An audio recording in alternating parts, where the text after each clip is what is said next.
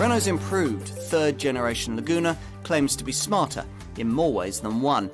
Yes, the styling is sharper, but more important is the technology on offer, which sees diesel versions capable of as little as 120 grams per kilometre of CO2 and a greater availability of the 4Control four-wheel steering chassis.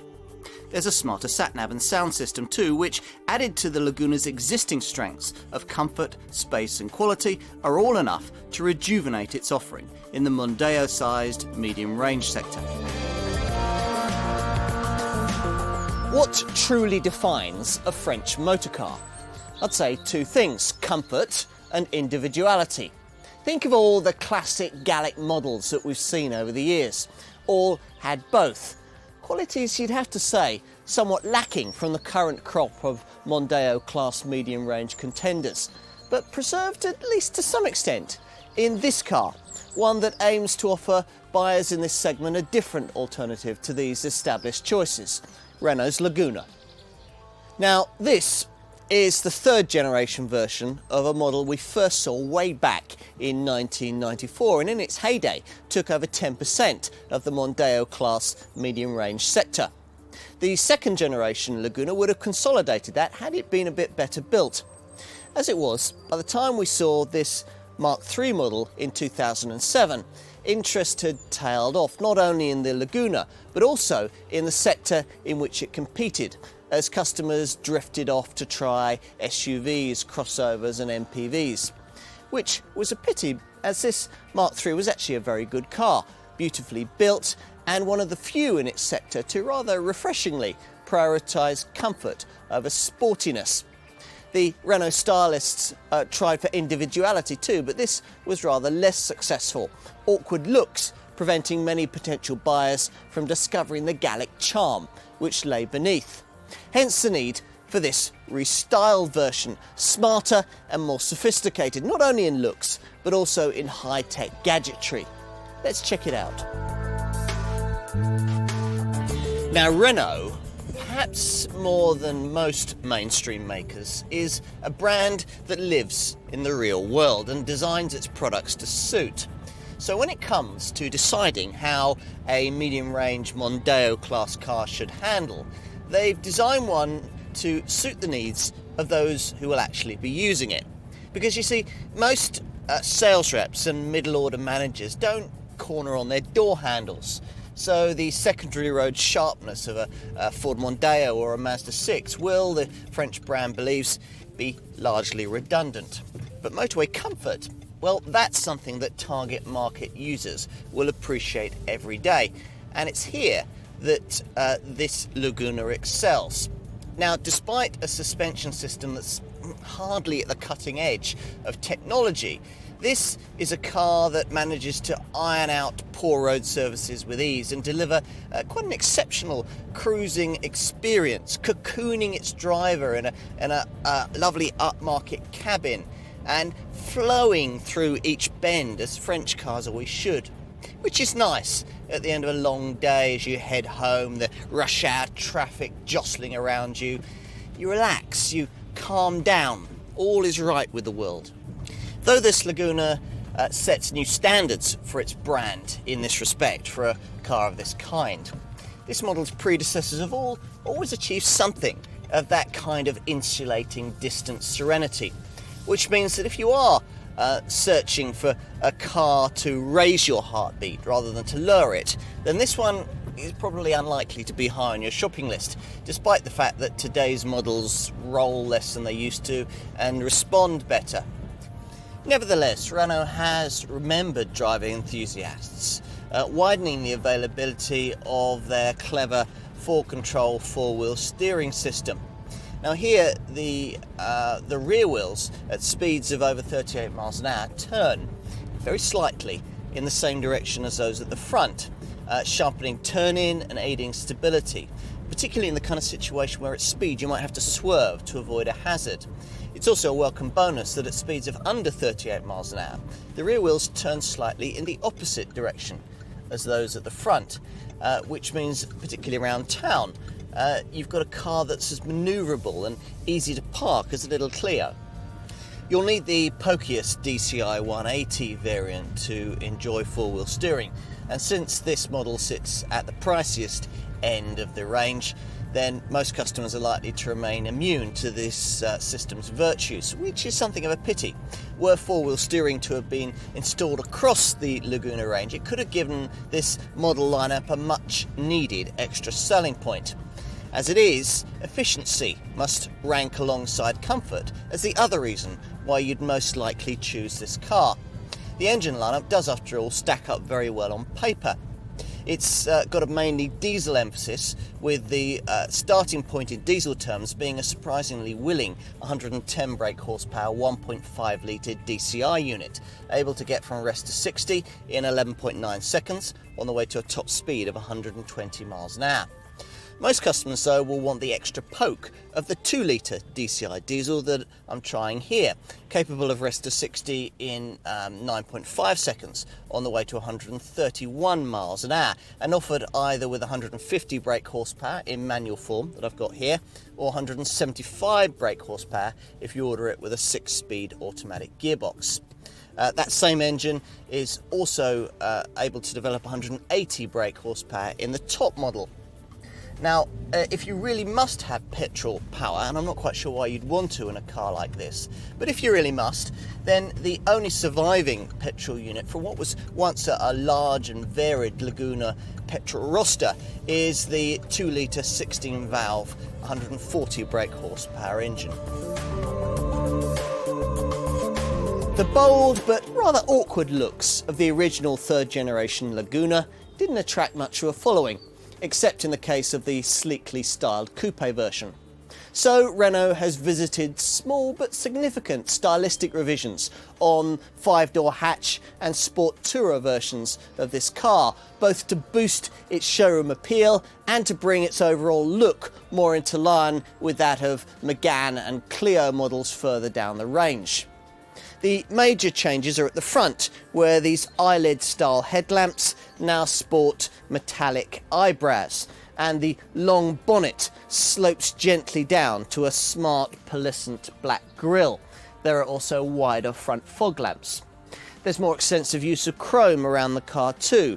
There are twin exhaust pipes that look very smart, and these dynamic-looking alloy wheels intended to give the car a sportier feel.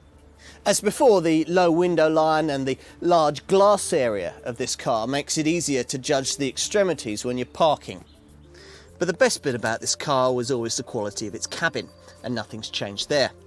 In this improved model, there's a more upmarket choice of upholstery and trim, and an updated version of the already excellent sat-nav and stereo system. This whole car feels very well put together, and while it doesn't have the kind of Teutonic overtones that, say, a Mondeo tries to offer, perhaps that's a good thing in a market sector where so many manufacturers are slavishly trying to copy the standards set by the German brand benchmarks. Here's an interior with a genuine touch of luxury about it, particularly with the part suede, part leather seats fitted to plusher versions like this one. Though not all the materials used are high rent, the ones you interact with most of all are the satin soft touch material that's been used to coat the dash, feeling particularly fine. Now, most customers will opt for the multimedia Carminat TomTom sat-nav system that I've got fitted here, and it's controlled via a joystick that sits just below the central armrest with a functionality that works really well. In the back, where the swooping roofline has its drawbacks, there is slightly less space than you find in a comparable Ford Mondeo, which means that 3 adults are going to need to be quite friendly on longer journeys. But then, when was the last time you needed to pack your rear seat with 3 adults on a long journey in a car like this? For 2, it's perfectly acceptable and quite comparable to other cars in this class. It's a similar story when it comes to the boot. Now, other rivals can beat the 462-litre space on offer, but not by much, and the Superfold seat folding mechanism that enables you to extend it to 1,377 litres is reasonably well designed, and the seats fold reasonably flat. Now, if that's not enough, then the Sport Tourer Estate model is able to extend its 501 litre boot to 1,593 litres in total. Renault Laguna pricing sits mainly in the £18,000 to £25,000 bracket, with the bottom end of that range buying you the entry-level 140 brake horsepower 2-litre petrol variant. But most Laguna customers are going to want a diesel, and to go from that to the least powerful DCI 1.5 is going to cost you about £1,250. Now, whichever Laguna you choose, there's the option of a Sport Tourer Estate, as well as this 5-door hatch. The Estate costing a premium of around £1,100 on top of whichever variant you go for. Oh, and if you're choosing between 150 or 180 brake horsepower DCI diesels, there's also the option of a pretty coupe model. And rivals to the mainstream hatch and Sport Tourer models? Well, let's start with the petrol version. An equivalent Ford Mondeo would cost you about the same, but it'll be less well equipped, as would the kind of Vauxhall Insignia in comparable form, which will cost you up to £1,200 more. Diesel Vauxhall Insignias are quite a bit more expensive than this Renault as well, and though a diesel Ford Mondeo might save you a little in comparison, it'll be less well equipped than a Laguna and probably offer you slightly less power. Whichever model you choose, 2-litre petrol, 1.5 litre diesel, 150 or 180 brake horsepower 2-litre diesel in 5-door hatch, Sport Tourer or even sleekly styled coupe body styles, you should find your Laguna to be decently equipped. All models come with a high-quality Archimedes MP3 compatible CD stereo with AUX input and steering wheel controls. You also get Bluetooth compatibility for your mobile phone, alloy wheels, all-round electric windows, air conditioning and front fog lights. Tempting options include this uprated Bose sound system and a particularly neat sat-nav setup, able not only to take traffic flow into account when calculating your route, but also to show you advanced views of junctions and lanes, picture your destination with a Google local search, and even warn you of forthcoming mobile speed checks. Safety-wise, all models get the latest ABS technology with brake assist and ESP stability control. Should all that fail, then the passive safety provision runs to double pressure, double chamber airbags fitted along with dual pre-tensioner seatbelts. Renault is also focused on side impact safety, fitting side impact thorax and pelvis airbags along with systems that are able to determine the force of any impact and adjust the release time of the safety systems accordingly. Unsurprisingly, this car scored the maximum 5 stars in the Euro NCAP safety tests. To help its owners locate the models with lowest emissions, Renault badges any model in this class with CO2 emissions of lower than 140 grams per kilometre with an Eco 2 badge, and there are plenty of those across this Laguna lineup with its fully Euro 5 engine compliant range. The especially green-fingered 1.5 litre DCI diesel 110 is a highlight, managing 60.1 miles to the gallon on the combined cycle and putting out no more than 120 grams per kilometre of CO2, which is pretty good for something Mondeo sized.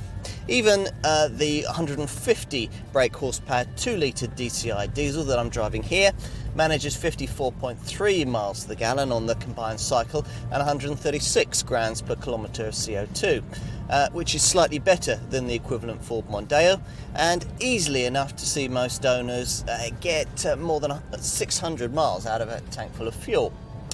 The reasons behind the petrol model's minority interest, the 2-litre 16-valve 140 brake horsepower version, well, they lie in its 173 grams per kilometre CO2 return and 37.7 miles to the gallon showing on the combined cycle, although that's still pretty much par for the course against obvious rivals. What else? Well, insurance groupings range between 21 and 27, and residual values are better than they used to be for the Mark II model, thanks to better build quality and a longer, more comprehensive warranty. Servicing intervals will be variable depending on how the car is driven, but you still should be able to cover at least 18,000 miles between dealership visits. This third generation Renault Laguna was always safe, comfortable and well built. But with 4x4s, MPVs and junior executive models all eating into the customer base for traditional family cars, the French brand needed to give its medium-range Mondeo class model a bit extra. Ideally a dash more style and an extra tweak to an already sharp set of running cost figures, both of which are deftly delivered by this improved Mark III model. Now, whether all this will make much difference to those who weren't already considering a Laguna is doubtful, but those prepared to try one will find a beautifully built, refined and agreeably high-tech package that would soothe away everyday commuting stresses and strains. There are sportier rivals in this sector, but when it comes to the attributes you actually need from a car like this, there aren't many more appealing choices. Low-key, the Laguna might be, but if you're shopping in this segment, it's still a car you need to consider.